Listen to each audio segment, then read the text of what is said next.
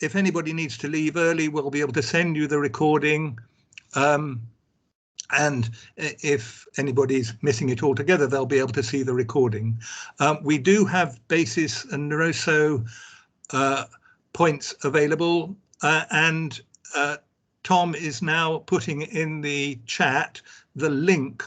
We've got a link on the web that you can go through to, which in which you enter your brief details and you'll get your BASIS and Neuroso points.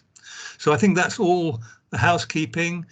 If we can now move to the agenda, we've got a fairly short agenda, but when I've just finished this introduction, Shona is going to give a brief introduction to the sort of situation with the industry, and then Keith's going to describe his impression of the year 2020 as regards peas and all the crops he's been monitoring.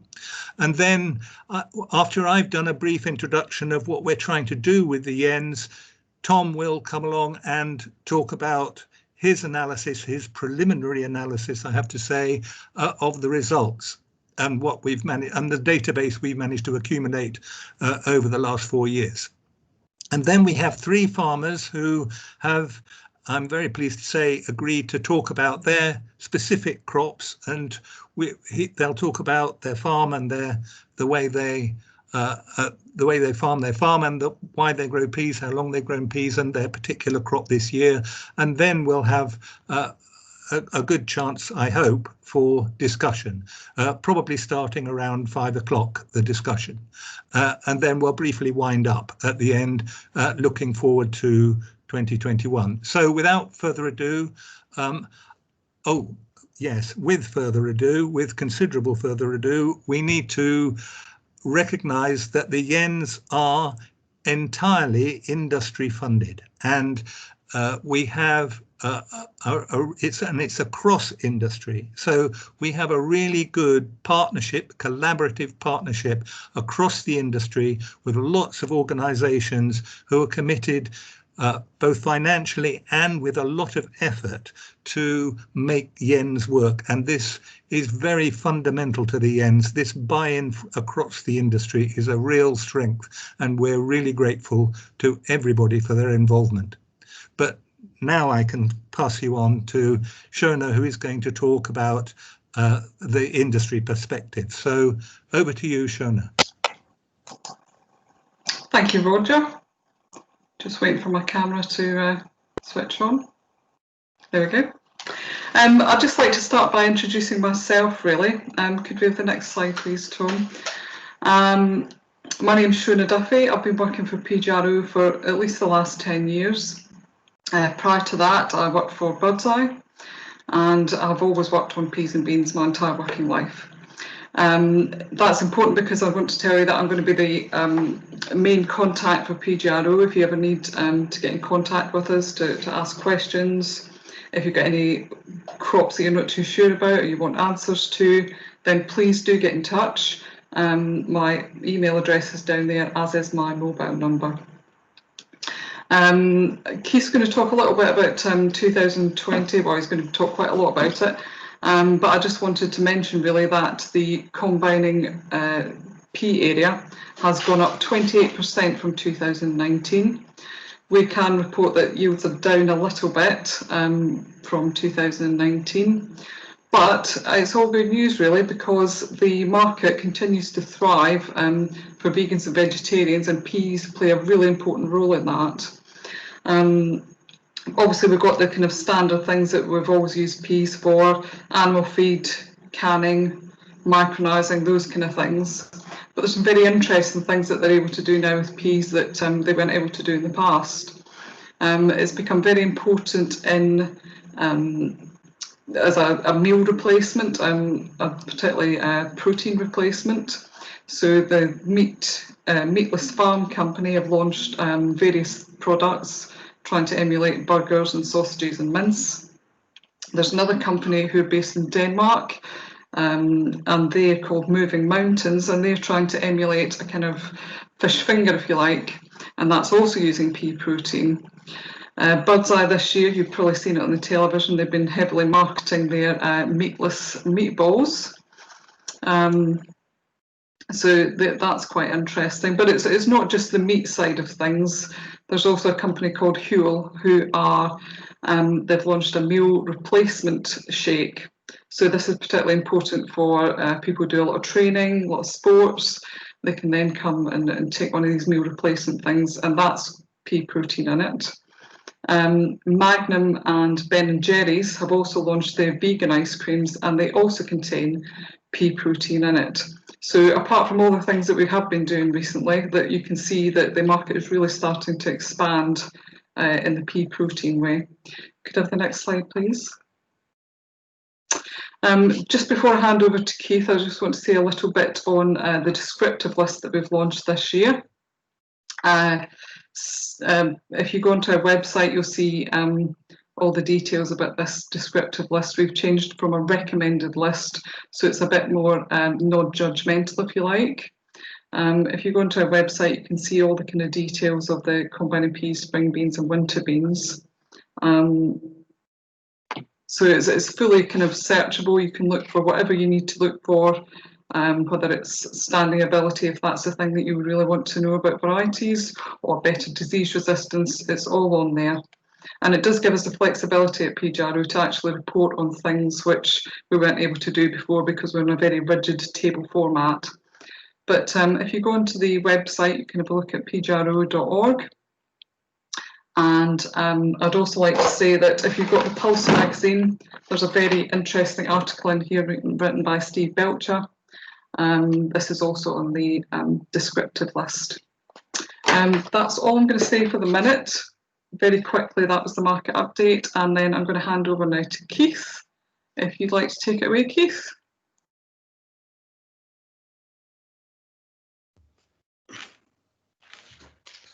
Yeah, good afternoon, everyone, and thank you, Shauna, for your part of the presentation. Welcome to my review of the 2020 pea season, which for many was a very challenging time for spring cropping, requiring in some situations extra cultivations and horsepower to produce workable seedbeds. First slide I've got there is the seasonal weather. It began with a wet autumn, a very wet winter, and a drought at the start of spring. 1 minute the soil was too wet to work, and the next too dry.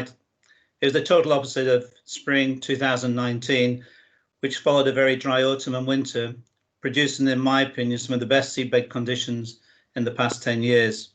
Key difference being the rainfall pre-sowing this year, followed by a dull summer.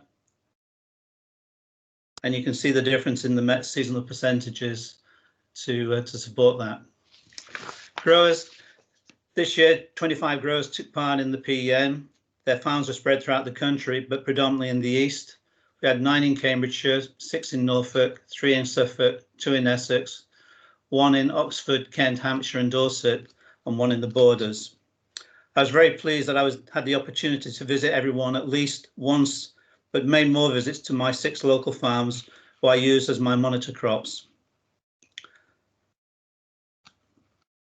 The local growers were within a 15-mile radius of my home. Their farms on very fertile fen soils, which was reclaimed from marshland in the 1650s by the Dutch engineer Cornelius van Weyden.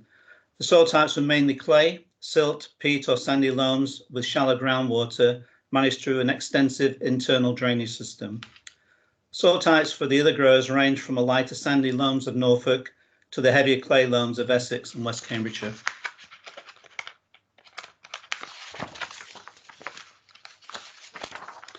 Crop establishment.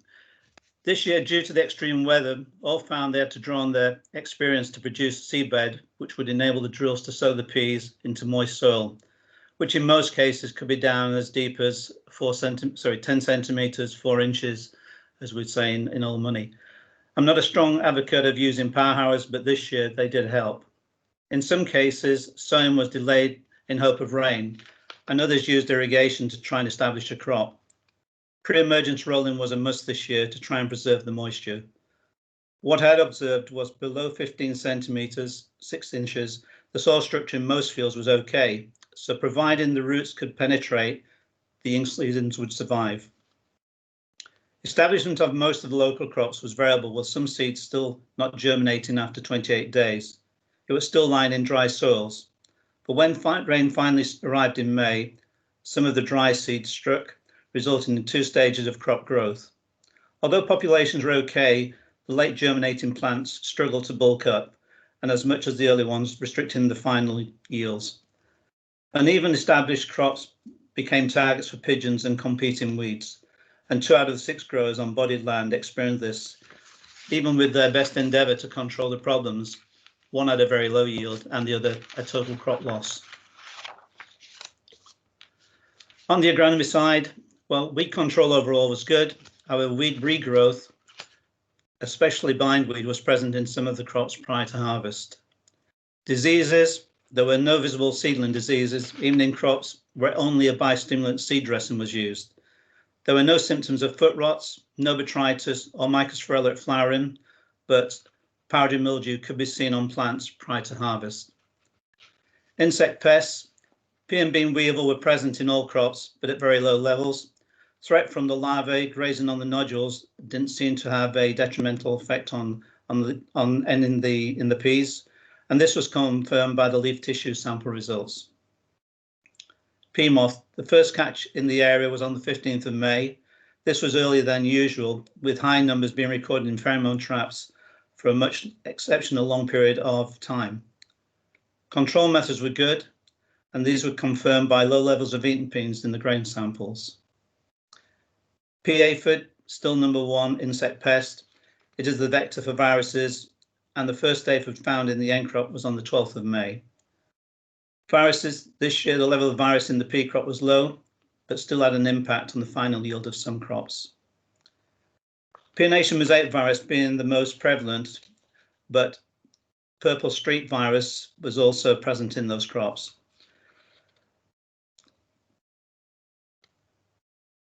This photo, Tom, if you could just, that's fine, thank you. This photo shows the effect of virus on pod numbers and size. On the left, the pods are from 9 plants. The curl ones are from peonation mosaic virus, and the very flat purple ones are from purple streak virus, compared to the 4 for the healthy pods from the 4 plants on the right-hand side. A relatively new virus in the pea crop is turnip yellow virus. I'm sorry I have no photos to show you on that, which was not found in the local crops, but is one to be vigilant of for in the future. It is very similar to peonation mosaic virus. Birds continue to be a persistent problem for all pea growers. The numbers seem to be increasing with no effective control. Thin or poor established crops are more attractive to the pest and can in extreme situations lead to total crop loss. Leaf tissue samples, please, Tom. Leaf tissue samples were taken from my 6 local farms. This slide is really just to show to you that the nitrogen levels were okay, with normal to high, but common deficiencies were found in magnesium, Mg, boron, B, iron, Fe, and manganese, Mn. These levels were very similar to previous year's results. A grab sample of 25 plants was taken prior to harvest and forwarded to ADAS for analysis. This included plant height, moisture content, weight of haulm, pods and peas. The earliest crop was harvested on the 20th of July, the majority at the end of July and the rest towards mid-August. Weather was mainly dry with good field and good crop conditions. The crops were generally clean, standing, easier to harvest than in 2019, giving variable yields with good quality grain. From the season, I tried to look back and see what I still felt was the main factors. And again, those who've attended previous seminars will realise that very similar key factors are still sort of there at the top, all in red. Weather which we cannot control, but have to find ways to adapt for the future, to work with climate change and our maritime climate. One example nowadays is we don't seem to rely upon winter weathering, and we do get extreme periods of wet and extreme periods of high temperatures. Soils, which are very essential for healthy growth, need a soil environment which has a sponge-like property to quickly drain excess water, but we can retain moisture longer during these dry periods. Example of poor conditions would be compaction. What would be good is to see an increase in the high organic matter and also an increase in the worm populations in the soils. Crop establishment, very important. It needs to be even with target populations and a good soil environment to maximize on the final yield. If soil conditions are poor, crops with good plant populations will attempt to complete their accelerated life cycle, even if a plant only produces one pod, one pea. Viruses remain, again, one area of concern. And in the past 10 years, seasonal infections have been more frequent with high levels of virus. So it's imperative to have early control of the vector, the pea aphid. Bird pests, primarily pigeons, persistent, any grazed area will have a detrimental effect on final yield. My final slide, each year I try to share with you an interesting observation or topic to add to our experience. I've already informed you of turnip yellow virus and now harvest losses. There are several causes of grain loss at harvest. We get through natural shedding of the pea due to weather, birds and animals, weeds, desiccation, delayed harvesting, and combine operations such as cutting, and this is where we get the header losses, and settings where we get peas not being thrashed out in the combine. Header losses are the most common. So I took these photos of self-sets, that's the middle slide, or middle photograph I should say, in a yen field approximately 7 weeks after the peas were harvested to show the effect that the direction of combine travel could have on grain losses. The majority of the crop was standing with a slight lean towards northeast, which is basically from the bottom of the slide towards the reservoir in the distance. The left photo, this shows the losses when the combine follows the lean of the crop away from the header. The knife has cut the stems before the pea plant and pods are on the bed. The reciprocating movement of the knife shakes the plant and it may trigger the brittle pods to eject the peas before they are collected. Also, using the combine reel when the crop is away from you can lead to higher losses. The right photo shows the results when the combine returns and pods are already on the bed before the knife cuts the stems. You can see from the results the difference. The question is, does the benefits of slipping the crop, going up and down, outweigh the practicality of cutting up and down the field or not?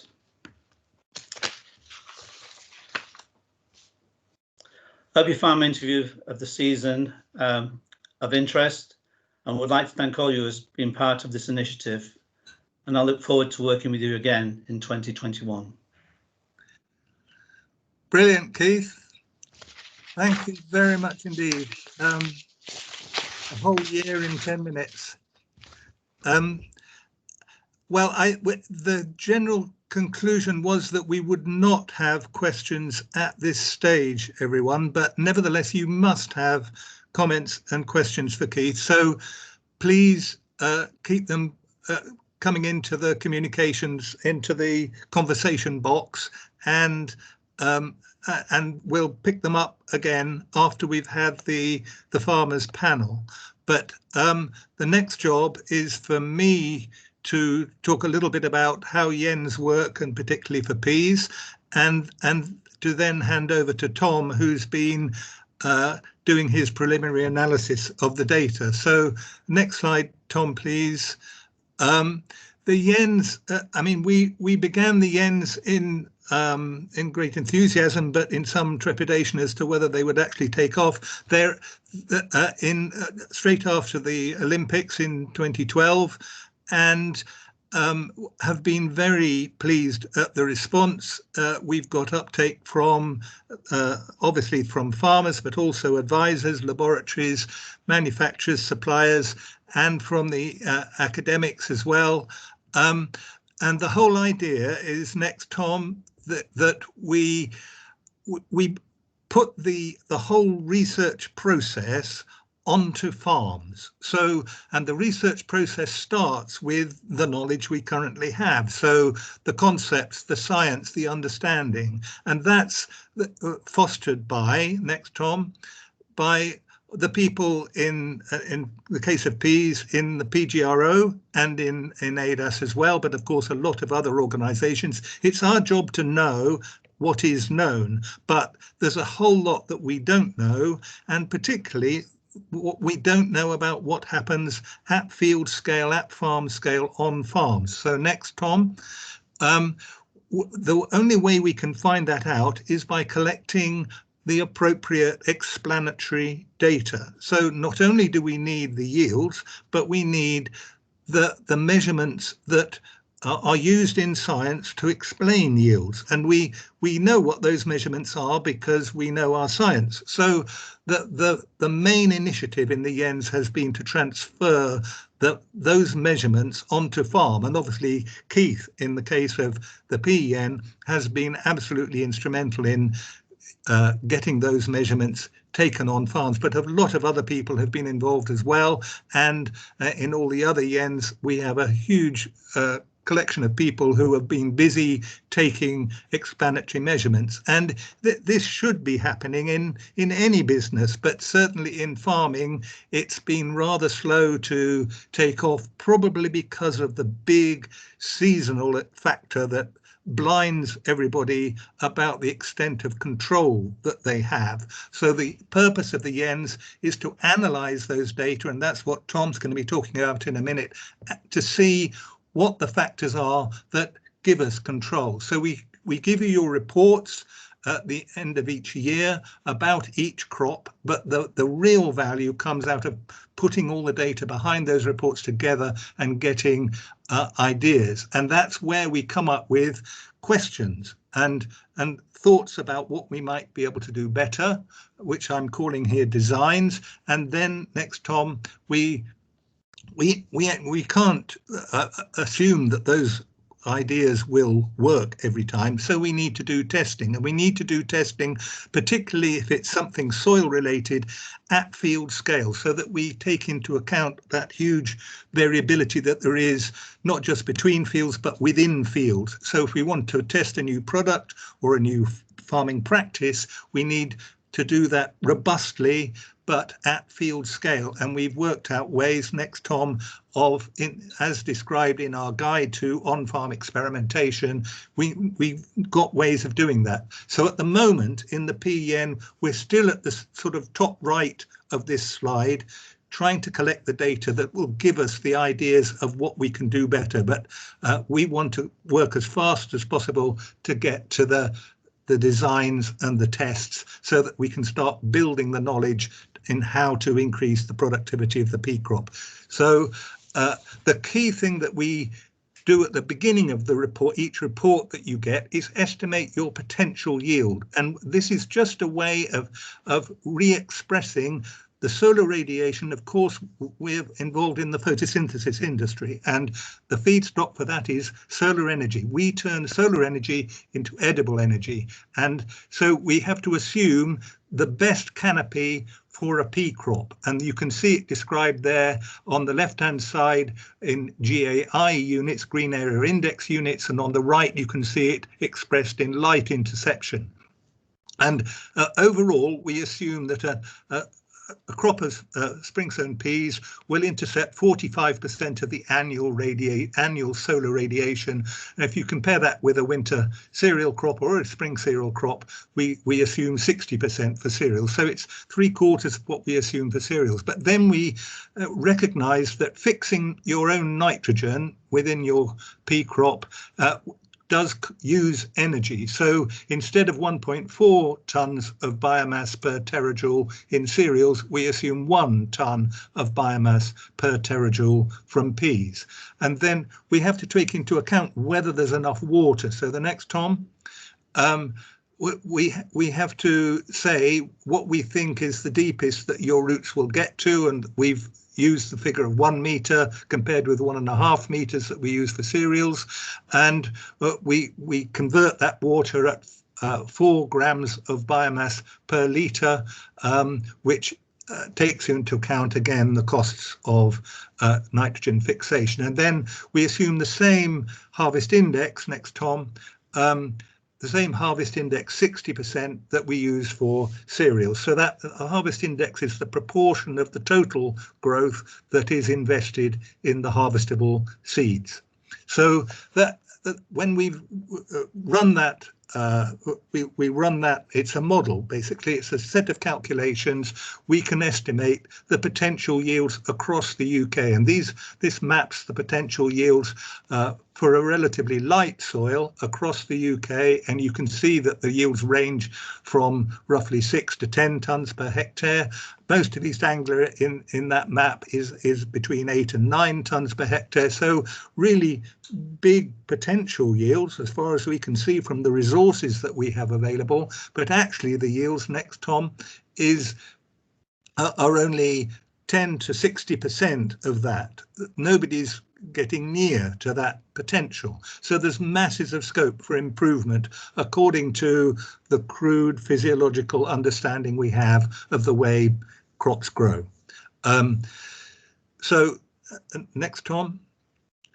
I mean, it is a crude model. At the moment, we do the calculations on a monthly cycle. We're going to upgrade that to a daily cycle in the future. We'll probably, which from the experience we've had of doing that with cereals this year, means that we'll be able to pick up more finely the effects of shortage of spring rainfall, which clearly has been an issue this year. So it is possible that those 8 to 9 tonnes in East Anglia is a bit of an overestimate for this year, but nevertheless, it's pretty clear there's plenty of scope for improvement. So Tom's now going to carry on and talk about how we report all these results and when we've collected them together, what the ones that explain some of the yield variation appear to be with the yields that we have got so far. So over to you, Tom. Thanks a lot, Roger. So yeah, I'm Tom Wilkinson, and I'm going to be giving an overview of the analysis and some preliminary messages from the data set from the PEN that we have so far. So Roger's given a really good introduction onto why we want to collect data within the N to form these ideas that we can then later test and feed back through the system. And I'm going to talk a bit more about how we use that data in reports and in data analysis. So the first thing to touch upon is the difference between benchmarking and benchmarks. So benchmarking is something that we currently do in the PEN, and you see it in your PEN reports with these box and whisker charts that we see on the slide here.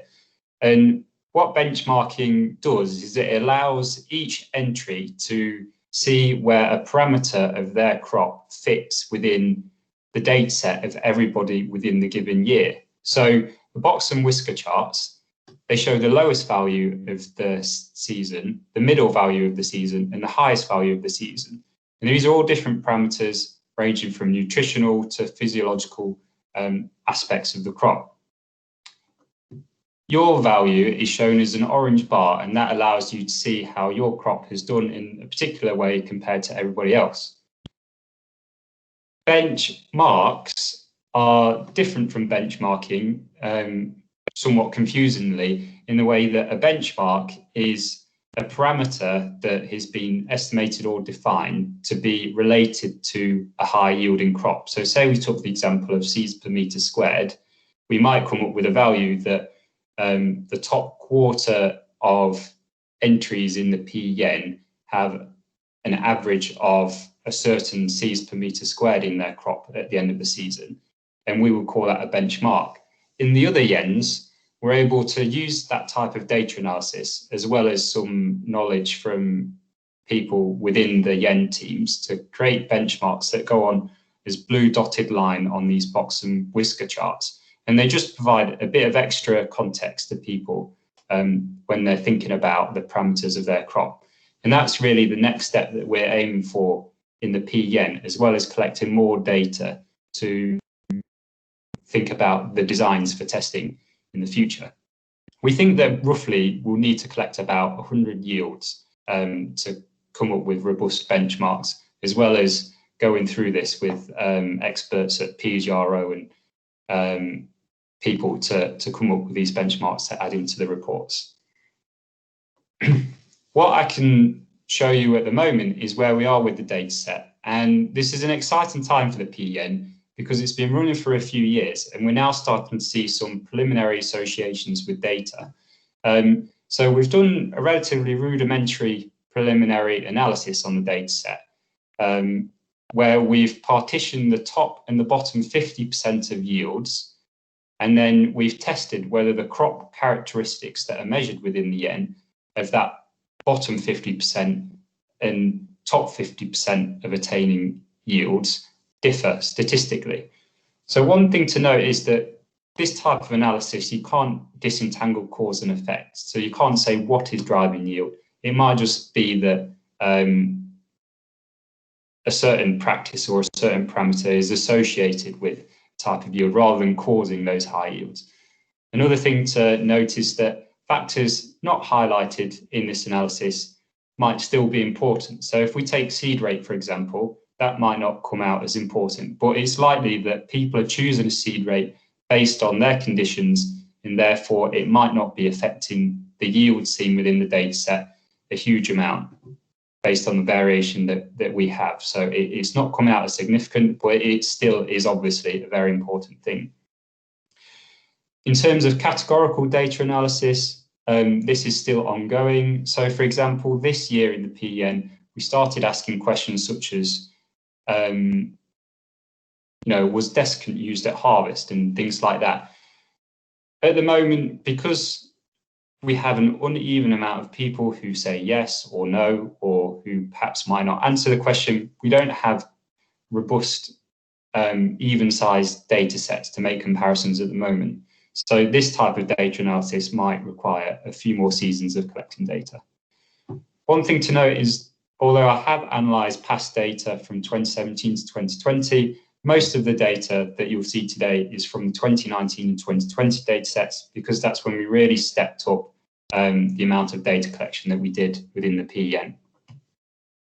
So 25 entries were registered in the PEN in 2020, 21 of which were able to return yields, and you'll see these in the white dots on the chart. We supplemented this data set with 19 yields from 2019, the black dots on the chart, and where possible, we added in data from 2017 and 2018 also. So Roger's already given an overview of potential yields and how weather might affect crops. And so I'm not going to go through this, but in terms of the layout of the report, after the potential yield section and the weather section, we'd start with the site and soil factors. This isn't anything that anybody can control, but it's always useful to look at site characteristics when we're thinking about yields within the yen, such as location, because it allows us to think about how we treat the data in the future. If we look at latitude within the PEN dataset, you'll see that within the top 50% of yields, the column on the far right of this table, they sit further south than those entries in the bottom 50% of yields in the middle column. One thing to note is that the range of PEN locations that we had yields for is quite tight. So between these values of latitude, it's actually only around 50 kilometers between the values that you see there. CO2 respiration is a measure of soil microbial activity. This didn't come out as significant in the data set. Anything that came out significant in this preliminary analysis is highlighted in red. Similarly, clay content, the higher yielding category did have a lower clay content, but this wasn't significant, and pH was near enough the same. Soil phosphorus levels were significantly associated with high yields in the data set, but this wasn't seen in soil potassium or soil magnesium. One thing to note is that if you look at the soil indexes in the second column in this table, you'll see that across the data set, most of the entries sat within soil index 2, or the average did. The next part of the PEN report we look at is resource capture. And this might include values of how much light and water we think the crop has been able to capture during the season. I'm not going to go through that here, but we also have leaf nutrition in this section as an estimate of nutrition captured. If you look at growth stage 34 and 38, so just after nodulation, you'll see that there's a positive association of nitrogen percentage, phosphorus percentage, potassium percentage, and zinc concentration. These are all concentrations, and magnesium concentrations with yield. We did test flowering as well, but we didn't see similar associations there. So the next part, we start to think about crop development. And so one thing that I have to mention before we go into this in more detail is an apology from our end that it's been highlighted to us and we've become aware that the axes of the charts for crop development dates are slightly skewed, so they're about 15 days out. So we will be reissuing corrected reports either before or shortly after the new year. Within the charts, however, within those bottom whiskers, that data is correct for the PEN. So you can still at this time see where your crop sat in relation to other people, but just be mindful that the values on the charts might be slightly out. When you look at the dates of these key growth stages, such as sowing date, date of establishment, nodulation, flowering, senescence, and harvest, we don't see any significant associations between the bottom and top 50% of the data set and yield. However, when you look at the length of time between these, some of these key growth stages, such as sowing and growth stage 34, you can see that the length of sowing date to growth stage 34 is associated with higher yields. You might notice that those numbers of the length of sowing date to GS34 doesn't tally up with what you see in the table above, and that's because not every entry provided every date. Season length overall didn't associate with yield. So then we start to think about crop management associations, and a lot of the data we collect here are categorical data, and like I said, we need to collect a bit more data before we can start really teasing things apart. However, we are able to look at different rates of things. So the rates of phosphorus, potassium, and sulfur applied in the crop, they didn't associate with yield. But in terms of the number of crop protection inputs, such as fungicide, insecticides, and herbicides, the number of herbicides was positively associated with yield in our preliminary analysis. It's important to point out here that we can't disentangle cause and effect. So at this point, it could be that people who are seeing that their crop is doing well are willing to put further inputs into their crop. But it does point in directions of future work. A really important part of the YEN report is the yield component. And this is where we take your grab samples and seed samples, and then we do some physiological measurements to see how the final yield was achieved in terms of plant physiology. In peas, we see that plants per metre squared is associated with higher yields. So the top 50% of entries had around 10 more plants on average than the bottom 50% of entries.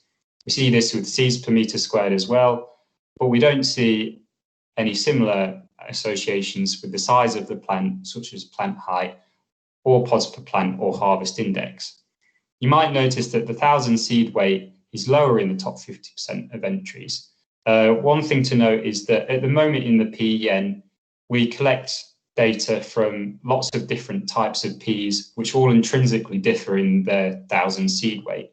So to be able to properly tease apart the effects of 1,000 seed weight, we need to collect enough data so we can test those in a more independent measure, so they're not confounding each other.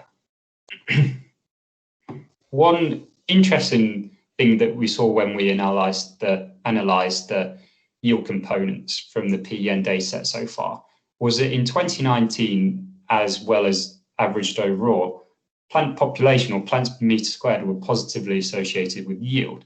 However, when you look at 2020 on its own, plant populations wasn't associated with yield.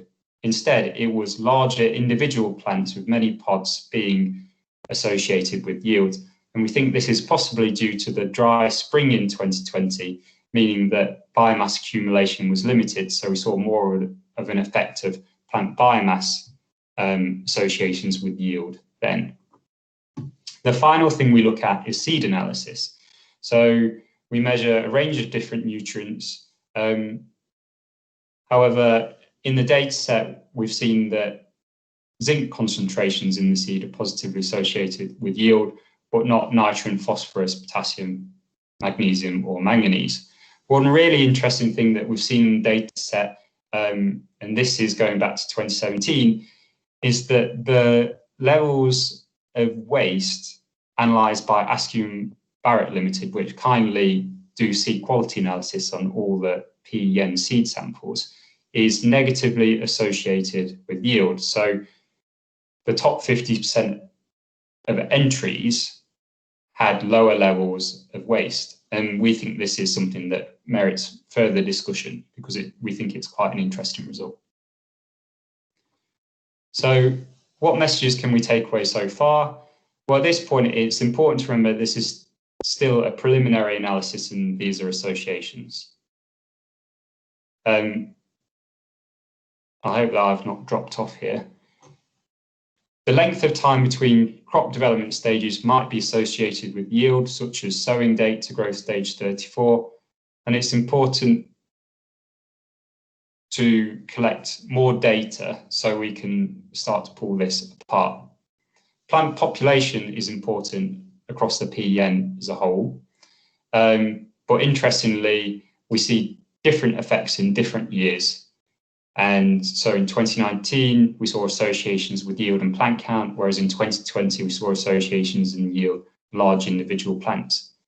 This highlights the importance of collecting data over multiple seasons so we can start to tease apart these effects of weather and season as we can start to incorporate this into our statistical analysis with the more seasons we have. A recurring theme in terms of nutrition is that soil and leaf phosphorus levels were associated with yields. So I'm now going to pass over to Roger. Thank you very much, Tom. Excellent. Lots to get across there. And I hope that's given everyone food for thought. But now we move straight away on to the three growers who have kindly agreed to share their experiences with us this year. So if Martin, James and Hannah can turn on their webcams and their microphones.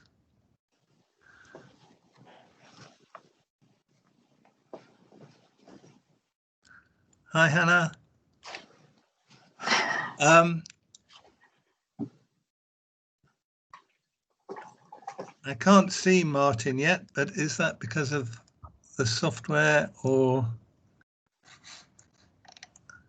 Can you see me? Maybe I can't, but I can hear you, so that's good enough, and we can see your slides. So Martin, you've got the short straw of talking first, so please just summarize your farm and your crop for us. Okay, good afternoon everybody. My name is Martin Stuffins. I'm Operations Manager at Park Farm Thorney, which is situated at just east of Peterborough in North Cambridgeshire. A family-run business owned by Michael Sly and his mother Pam Sly, who can trace their ancestry back to about 350 years ago. So a long-established fen farming family. I started here in 1994. Farm size then was 730 hectares. The present day in 2020, we're up to 2,000 hectares. So quite a lot of expansion gone on in that time. As Keith alluded to before, we're one of the farms that is in the fens and has been reclaimed back from marshland in about the 1750s. vary in different soil types, mainly predominantly clay loam, but with variable silt roddens going through each field. Cropping is predominantly winter wheat at about 45% of the total area, but that has been reduced over the years, over the last 6 years, from about 55%, mainly down to blackgrass control. We also grow oilseed rape and winter mustard. So there are 3 autumn crops. In the spring, we grow spring peas, spring beans. We've got a 13,000 tonne sugar beet contract. We also introduced spring barley, maize, and sublet odd fields out for potatoes and onions when the rotation allows. And we also have a HLS agreement on all 3 businesses. We're avid supporters of Open Farm Sunday, which we've been supporting since year 2006. And I think just roughly over that time, we've had around about 60,000 people visit the farm. So yeah, it was an interesting year last year, as we're all aware. Last year we did plant around about 134 hectares of peas. And we started drilling those on about the first week of April. And as we're all aware, there were some challenging conditions out there last year. One of the important phone calls I made last year was to Keith to come out and cast his eye over what we was going to do with the seedbed, because I've had around about 27 years experience of growing peas and never experienced a seedbed like this. But it's very well worth the phone call. We probably had an hour and a half discussion and trying different techniques to try and see how we could actually create a seedbed on some of this heavy land. Because obviously we've had a lot of rain and it put the ploughing down and just set it solid. So we did revert to an autumn press, which we use in the autumn to actually come out and actually break the crust of the ploughing to actually give this something to work with. And then reluctantly we had to get the power out as well. But these were the only 2 machines that we could actually create any depth or sensible seedbed. We used a Valstad drill, rapid, to establish the crop. And luckily we're using the weight of the drill, we could actually get the peas into a decent depth of 3.5 to 4 inches. Followed up by a good steady roll. We did increase the seed rate to the higher side because looking at the conditions that we were faced with. And if you look at some of our results, we're probably on the higher end of plant establishment. But that was just trying to mitigate some of the field losses we thought we was going to have. So yeah, we got them established, got them rolled down, and luckily by the end of April, we didn't think any rain was on the horizon, but we did seem to receive 27 mils, which was very thankful, and actually got the crop off to a reasonable start. But out of that 134 hectares, interestingly, one comment was, we're still a traditional farm, we're still ploughing the rotation for the peas. We think that suits our land and the crop. But if we all remember back to September 2019, the weather broke about the 3rd week of December. And out of that 134 hectares, we'd only got 94 hectares ploughed. The remainder 40 hectares did not get ploughed till the end of October. And knowing what the heavy rainfall we had was quite challenging to those soil types. The 94 hectares that we drilled in good conditions, we think averaged 3.5 tonnes a hectare. The 40 hectares that we drilled later on in late April only did 2.5 tonnes a hectare. And I think that was all down to the poor ploughing in the wet autumn. So yeah, we got through the rest of the year, come to harvest.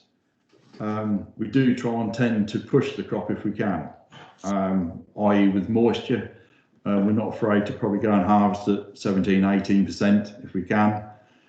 It's another technique that we've probably learnt off Keith in the past, that instead of trying to wait for every pea to be harvested and ready, if there's an acceptable percentage of green peas, that we can blow them, condition them, and then move on to the next spot. And I think that's helped us in the past to try and alleviate some of the harvest losses as well. So all in all, harvest went pretty well. All the crops stood. We did manage to combine all the peas ourselves with our own machine this year. Even though we've got a 40-foot header on the front, harvest was reasonably good. In the past, we do use a contractor to help us out in more normal harvest with the workload, but this year we did manage to do them all ourselves. So it's probably one of the best years we've had for the losses on the header. So after all of that, we averaged our total average yield for the year for the 134 hectares was 3.25 tonnes a hectare across the board. So considering what we went through and the challenges we had, we're relatively pleased with that end result.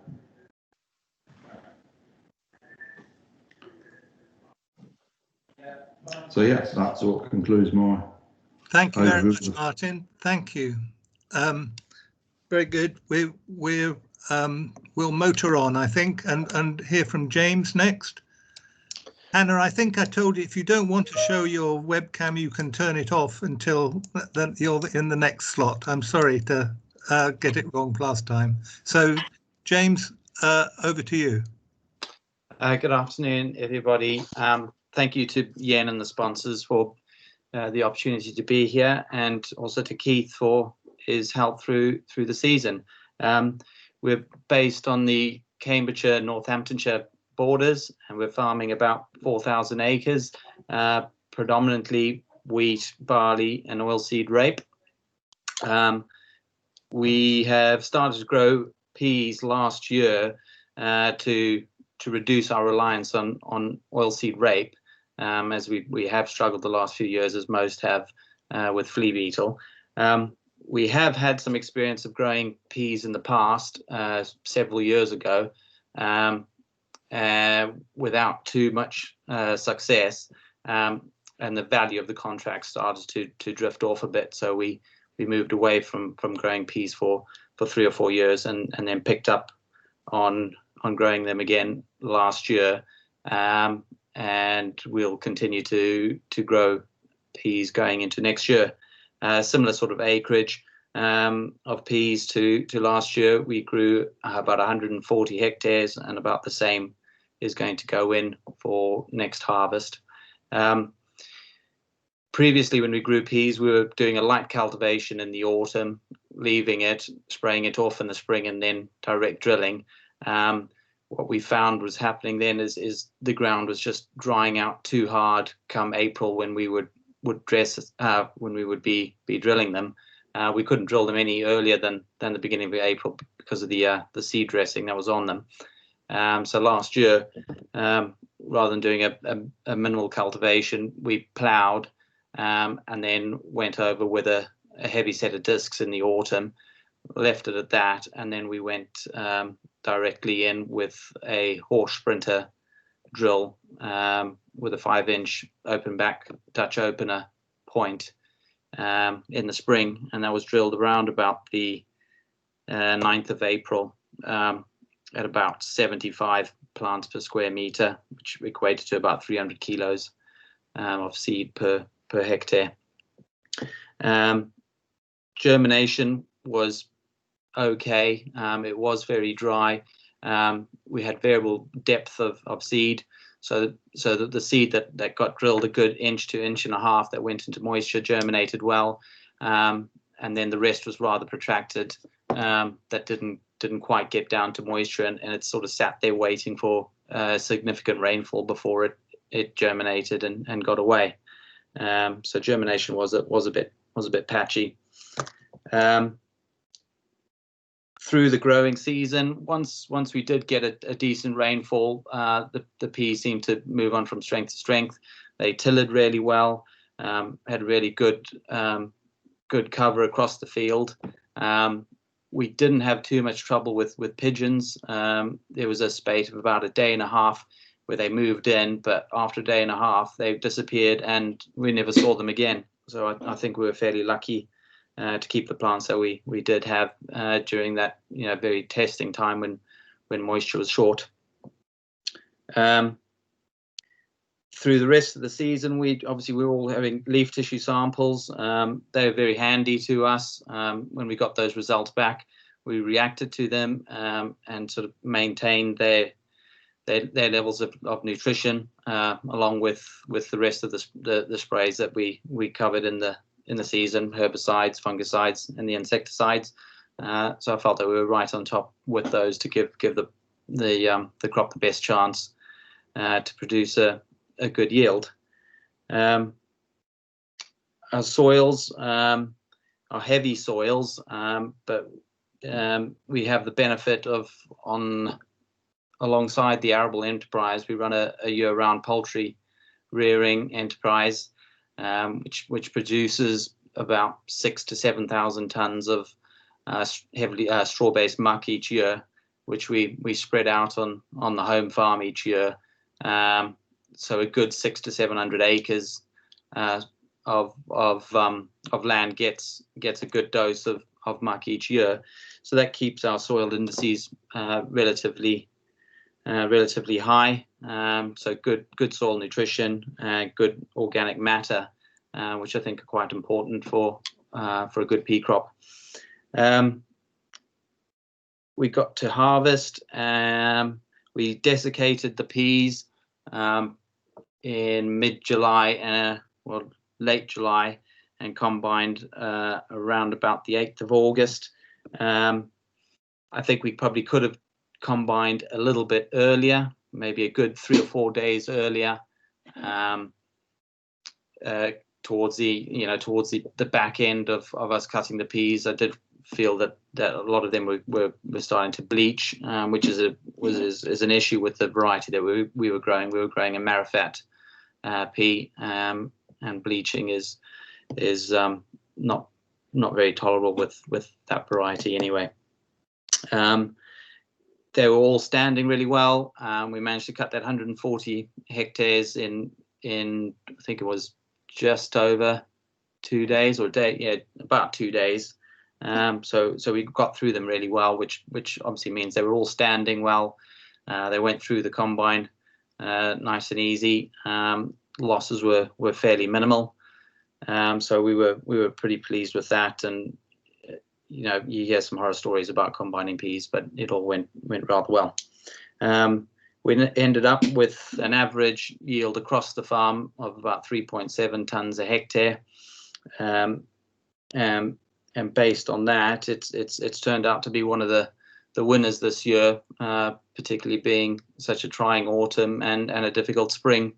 And the variety of crops that we got in the ground this spring, they served us really well. But yeah, thank you very much. Thank you very much, James. Very interesting. And I think you said when we met on Friday that the yields were actually better than you imagined they were going to be. Yeah. Yeah. Thank you very much. We'll move now on to Hannah, last but not least. And then we'll all come back and we'll have I hope, a very active discussion session. So over to you, Hannah. Hi, thank you very much and good afternoon. So I'm actually not so far from either of the two other growers, probably 5 to 10 miles from each, but actually our soil type is quite different. So I farm in Cambridgeshire in Sawtrey on the Fens. Our topsoil is down as a peaty loam, but basically a very high organic matter soil. We're below sea level and we do suffer with late frosts here as well. So we have 360 hectares. Not all of it is fen soil, but we only grow peas down here on the fen at Sawtrey. Usual cropping: winter and spring wheat, sugar beet, oats, peas and beans. Could include spring barley, and we do let some land out for potatoes. Growing peas is my fault. I did a master's when I returned to the farm and I studied peas as part of my dissertation. For first year we grew large blues, and then we went on to try and grow vining peas for seed, which was quite fun. James just referred to combining peas as a nightmare. I don't know if he was thinking of my 2019, where I spent a week on my own trying to harvest them. So when red loan went, that was the end of those. And this year we moved back to large blues, and we had 23 hectares of profit. We always look to sow when the soil temperature is increasing and is steady, and the threat of a late frost has really gone due to our geography of being below sea level. So therefore this year we planted on the 8th of April. We have been pushing up our seed rate. I don't know when is too high really, but we were somewhere around 90 plants per metre squared. We try and establish more to compete with the high weed burden that we have here on the Fens, because I'm finding herbicides are quite expensive and maybe don't have so much of an effect as they do in other crops on these soils. So our peas are established by direct drilling. We've been moving down this line for quite a while to help with our weed problem. So before sowing the peas, there was a cover crop of black oats and phacelia established. Also helps us a bit with our black grass, and then that was sprayed off, and then we drilled straight into the residual, which wasn't much. And because of that system this year, I really feel like we've benefited from the retained moisture, and we had quite an even and good germination and a good establishment for us. Luckily, we didn't see as much bird pressure as we've seen previously. Rooks and pigeons can be quite bad, but not so bad this year. And our pea and bean weevil wasn't as it has been in previous years. So through the season, I'm really quite hot on trace elements, especially manganese because of our soils, but also we do quite a lot of magnesium, zinc, and anything else that we find on our tissue test is depleted. I guess we probably have more pea moth damage than some of you guys in Yen, mainly because we didn't and then it was quite difficult to quantify the risk. But we definitely had less virus than we saw in 2019. So overall, I was really pleased with the yield because it was a lot better than what we'd been with our vining peas for seed, but also it only took us 2 days to probably even just 1.5 days to combine, which was really great. And we harvested around the 12th of August. Probably were ready just a few days before that. And that's it. Hannah, did you say your yield? So our farm average yield was about 3.6 tonnes a hectare. Our Yen plot was a bit better than that. So how much better, do you know? 4.6. Excellent. Okay. Thank you very much. Well, stay visible and unmuted, and may I now invite the whole panel, so Tom and Keith, to join us along with Martin and James. And I think probably, Tom, we don't need the slides, so hopefully the faces will be visible. And please can I invite anyone to ask comments either via the chat box or by putting up their hand, and then I'll ask them to unmute, and we can have a good question and answer session. And any questions about messages from the data set, discussing all that type of stuff. Yes, indeed, you've heard a lot of talk, so hopefully there will be questions. So Bob Bulmer's asking, do any of the entrants apply phosphate to their crops? And I think, Tom, was there not a relationship? There's a relationship between soil phosphorus and yield, but perhaps did you test the relationship between phosphorus applied and yield? Yeah, we didn't see anything with the rate applied from the data set. But in terms of soil phosphorus, yes, we saw a significant positive association.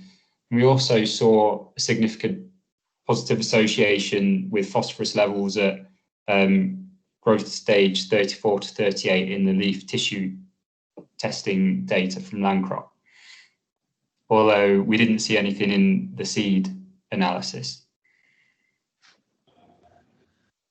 Yeah, and then a question for you, Hannah, from Russell Frost, that's saying, what can you pick out what it was that was special about your yen field? And you must have predicted that the yen field was going to be good because it became a yen field. Well, that was Keith's help, if I'm honest. I probably wouldn't have picked up on it. It wasn't treated any differently to any of the rest of our peas, but it did used to be a different field to the rest. And actually the organic matter in that bit is higher than probably the rest. It usually suffers with more weed burden, but it was quite obvious that there was a better plant stand in that area. So there's something historically soil-based in that section of the field, because it was a big field, that was better, and yeah, which led to a better establishment, more plants, they were taller and they probably weren't leaning as much, and the weed burden didn't seem to be as bad there either. But I wish I knew. Well, but when you say more organic matter, you're talking about a lot of organic matter, aren't you? Yes, yeah. The field next door is 50% organic matter. The field as a whole, where the yen came from, is between 30 to 40, but we're probably going nearer the 50 because it was close to the next door field. Yeah. So there's something interesting in it, but there's lots more that I need to learn and understand. I can't see any more. Can you see any more, Tom? Any more questions? Oh yes, I've just got some come through. So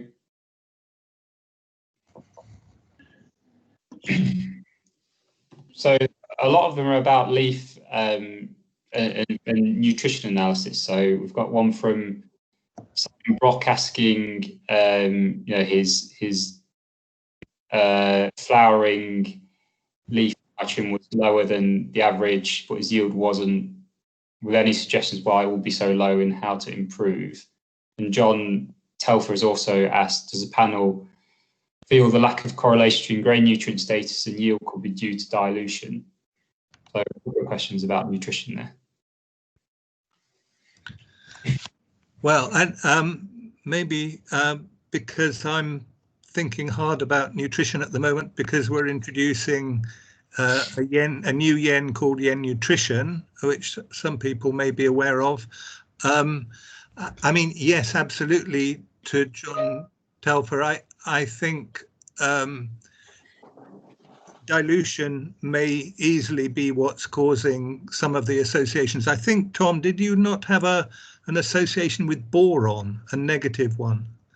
Yes, we did. Yeah, we didn't include that in the overall set because I guess not that it's perhaps not important. It's just not, I guess, classically detailed as important. So we don't know too much about its limitation. But yes, you're right. With the higher yields had lower boron levels, which could potentially be due to some dilution. But now you mention it, that might have been in the bean yen, which I guess is still an example, perhaps, of dilution.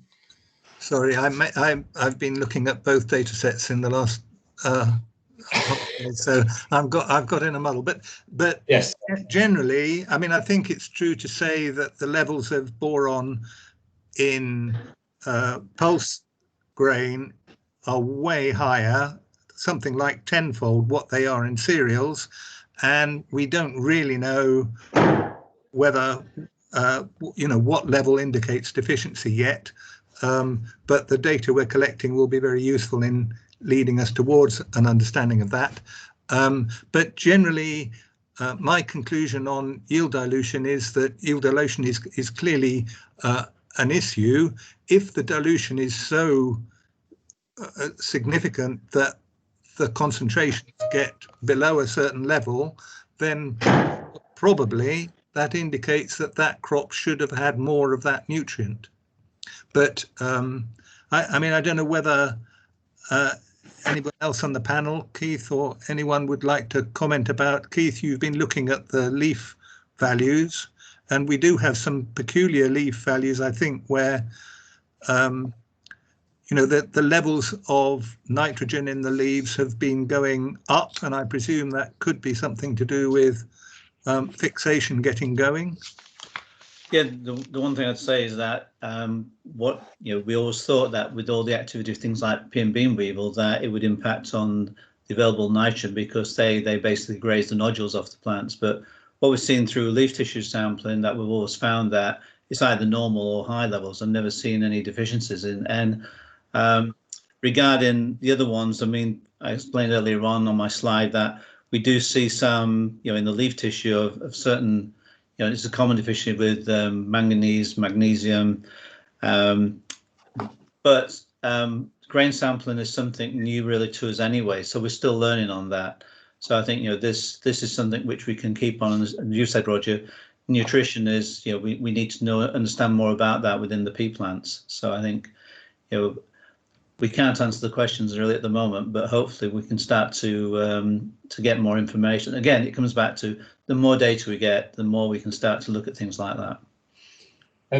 I'd like to add on a comment to Keith's there, that I'm interested in eventually, when we have enough data, seeing whether it differs a lot between different pea types.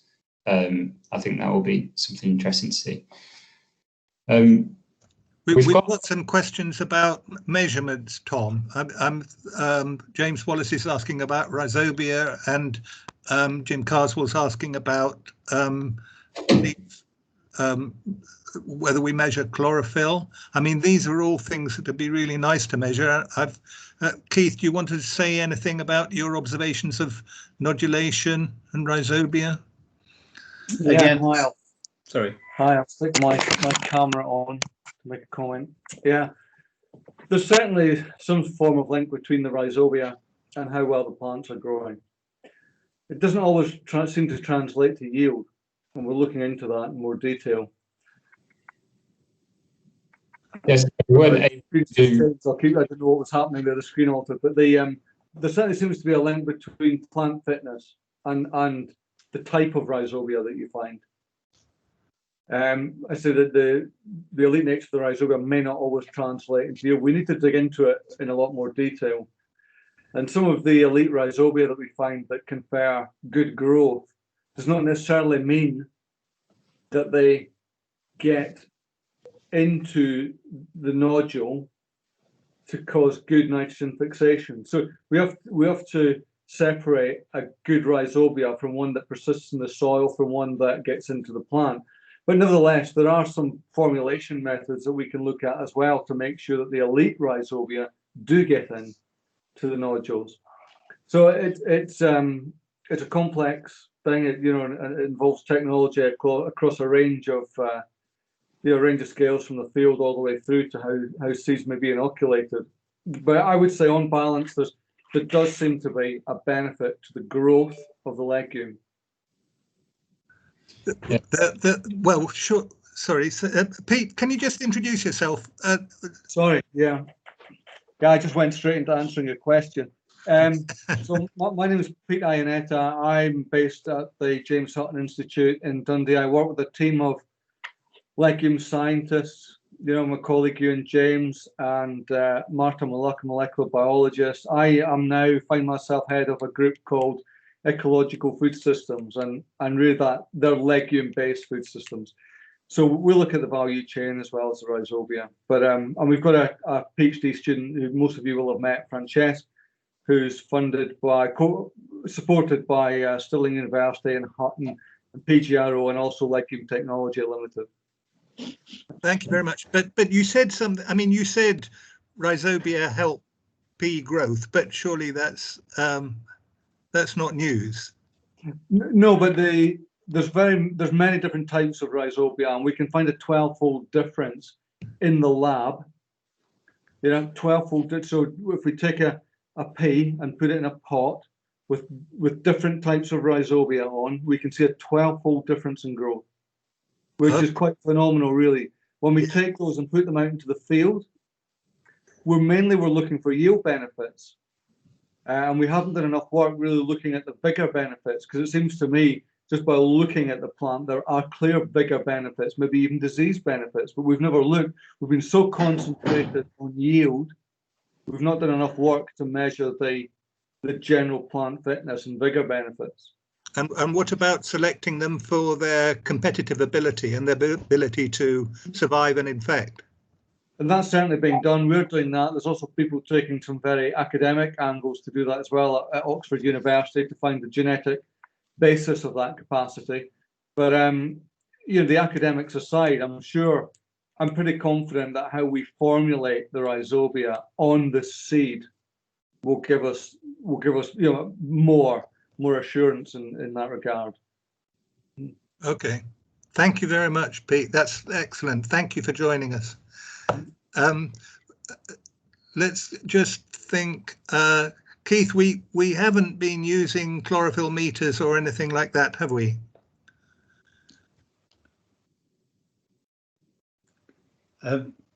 No, we haven't. I mean, nothing's been done to measure chlorophyll on the plants. I mean, that's something, again, not being considered. Yeah. Okay. Well, let's put it on the list, Tom.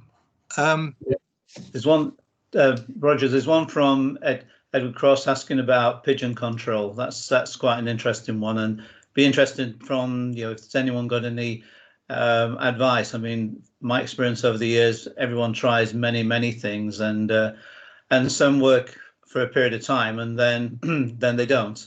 And but what I've been noticing certainly over the years now, that population of birds are increasing. They don't seem to have they're not sort of afraid of humans. They're quite happy to stay in the field even when you walk in there now. And if they settle into a crop, both the pigeons and certainly crows and rooks, they can, as I say, we've experienced it this year, they can destroy the crop. So if anyone has got any effective measures, we'd like to hear about that. Any of the panel want to say anything about pigeon control?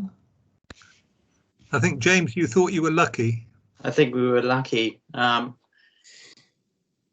think the fact that we couldn't go anywhere meant that sat here on the farm, what shall we go and do today on the weekend? And it was over a weekend, and I just spent the weekend out with the kids firing rockets. And that was just the one weekend that we experienced pigeons being around, and then they were gone. Yeah. Well, anyone else? Anyone in the audience want to say anything about pigeons before we move back to nutrition? I think molybdenum is the next thing I've seen on the list.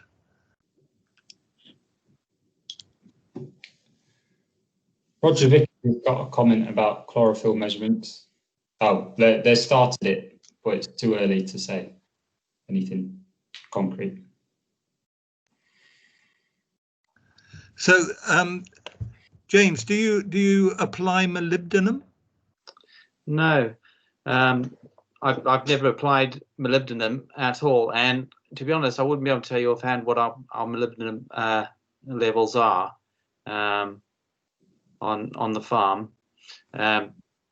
We rarely apply any P and K. That we only apply P and K as and when we feel it necessary. But for the most part, our soils are maintained fairly well by the poultry muck that we apply. I mean, we analyze the leaves for molybdenum, don't we, Tom? Yes, we do. Yeah. But no associations with yield so far. I mean, obviously molybdenum is vital in the end fixation process. So that I guess what one would try and do would be to look at the nitrogen capture in relation to molybdenum levels. So that might be worth doing. But I'm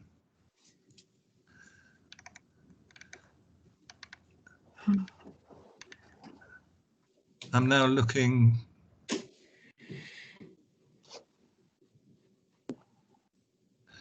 So yeah, Pete has said that James Hutton recent data indicates that soil molybdenum and boron do relate to nitrogen fixation capacity, so that it would be worth having a look at that if we can.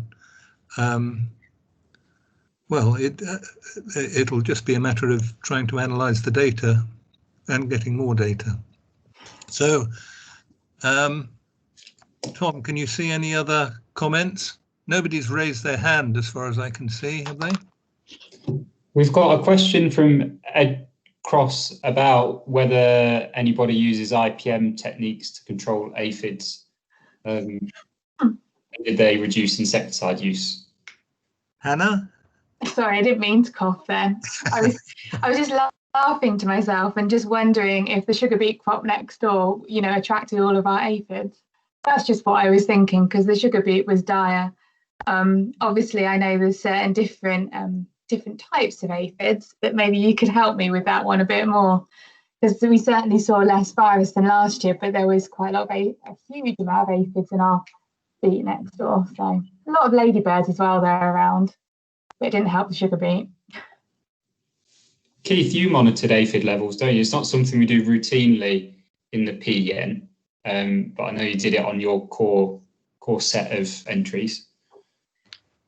Yeah, it's something I've always, I mean, it's been one of my pet things since I've been involved with this, and all the years I've been, when I was with bachelors and that, looking at crops, aphid has really can seriously damage the crops. And since in the last sort of 10 years, we've seen, you know, the numbers of the virus in the crop is more frequent to what we used to see. And certainly this year there wasn't the aphid population what I saw in the previous 3 years. I mean, that's the one thing I did notice this year. The levels were there, but they weren't as high, and hence we didn't see so much virus. It's still present, but we didn't see the damage from virus we'd seen in previous years. So whether that's an indication of the winter we had, the wet sort of, you know, winter, wet, or I don't know. I mean, it's something I'd have to ask someone who's into entomology, but from a walking the crops, you know, the observation was that there was certainly less aphid around this year, and it wasn't because we were trying to control it. It was basically there was less in the crops. Any other comments? Can I just say a few bits about aphids as well? Is that okay? Becky? Yes, yeah. Becky. So I think there's a mixture of factors as well. Perhaps for this year, we have seen an increase in aphid and virus levels, I think, over the last few years, which is, I think, partly due to insecticide availability, and also, as you know, aphid movement in the spring. So I think that's a big factor, is possibly some of the peas were drilled a bit later, and in some years, obviously, the incidence of the aphids, so if aphids are moving early into crops, then a virus infection is much greater. I think as well this year that we got some very high temperatures, didn't we, Keith, a bit later on, and I think that really knocked the aphids back quite significantly. So, but my personal observation is that we're seeing a broader spectrum of viruses perhaps as well. So you put some nice pictures up there of pea streak virus and those types of viruses which we've historically not seen that much of are starting to come back in more commonly. And you mentioned turnip yellows. I think the point to make about turnip yellows is at the moment it's this 2019 was the first season that was reported, and we actually don't really quite know what impact that's going to have on crops at the moment. So we'll know more, I think, in the next couple of years with that. So thank you, Becky. There's a question about seed size.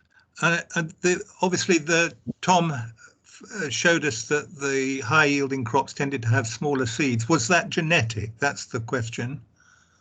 Yeah, I mean, there's a job for me to do to categorize the data and see what happens when you separate it out into the different P types. It's a bit more difficult at this stage to make even preliminary conclusions about that type of data, because you need to make sure that you're looking at even sizes of different types of Ps in terms of how much data you have. But yeah, I think as we start to increase our data set, I think starting to tease out those differences between different types of Ps in P size, P nutrition is a way to go forwards. Yeah, so it is noted. Yeah, it'll come in time. I'm afraid this is probably going to be the last question, but Keith, you mentioned harvest losses and the effect of combine direction and so on. I'm just interested in whether anybody has used or considers using pod sealants. There's a question about whether people would think of doing that. It is something in the past was looked at quite a few years ago when on peas, but it never took sort of as being something which was felt became common practice. It wasn't. I think again the key thing with trying to minimise losses is what we've said earlier on, which is taking the peas at a slightly higher moisture, not waiting for them all to be dry, but maybe taken at 17 or 18%, and then if they have the facilities on the farm, is to try and then condition them in the store, because then they're maximising on colour, and they're also making the peas are not so brittle, so they can go through the combine without doing so much damage. When they're very dry, they will get broken up. So the answer to that is that there's no one I know at the moment using any sealant. In the past, when it was looked at, it didn't become a common practice. Growers found that taking the crop earlier, certainly for when I was with the years of bachelors, that was we found was the best way. Thank you very much, Keith. I don't know if Becky, have you any, or Steve, any sort of can answer that at all? With the pod sealant, yeah, we've done a little bit of work. I think we got reasonably mixed results from it, I suppose. I think it works sometimes, not others. Peas have a very strong sort of ability to sort of open pods and shatter seed out, and I think so it's obviously the pods are bigger than oilseed rape pods, and I think that has an impact, but the results were mixed, so it wasn't complete. It does work sometimes, I think. Okay. Any farm experience from our farmers? No, we haven't used any. We haven't used any in the past. No. Okay, well, we've reached the 5:30 mark, so I'm sure we could go on discussing things, and we would have done if we'd all met in a PGRO like we did last year. But unfortunately, people's attention span, we judges, about an hour and a half, and we've reached an hour and a half. So thank you very much indeed to all our participants, particularly to our three farmers, for talking about their farms and their crops. It's absolutely vital to have your involvement. Keith, you're fundamental to the whole of the PEN. Thank you very much. Becky and Shona and Steve and Roger, Roger Vickers, that is, we really value the collaboration with you and look forward to keeping it going. And I know I'm right in saying that we all, Keith and PGRO and ADAS, want the PEN to continue into 2021 and beyond. Our ambition, as Tom has clearly shown, is to get to 100 yields. We've got 55 yields so far. So the more you can engage with us and persuade your friends and colleagues to engage with us, the more valuable we'll be able to make the whole exercise. So please keep in touch, get onto the website, register. The website will be the way you register in future. We're trying to transfer things onto the website. We're going to be focusing. We've got this emphasis on establishment, and we're going to be trying to focus more on assessment of establishment. And clearly, nutrition is a big issue in growing peas. We're going to try and be focusing more on nutrition. So thank you very much, everyone. I hope you feel free to sort of keep feeding back to us, either to PGRO via Shona or to the yen via our yen@adas.co.uk email address, or via the website. Thank you very much, and a good evening to everyone, and a good Christmas if we don't see you again. But we do have a Bean Yen meeting at 4 o'clock tomorrow afternoon. So if you're involved in Bean Yens, then please engage with us again tomorrow. Thank you very much, and wish you all good night. Thank you. Thank you, Roger. Thank you. Thank you, Roger. Thank you. Thank you.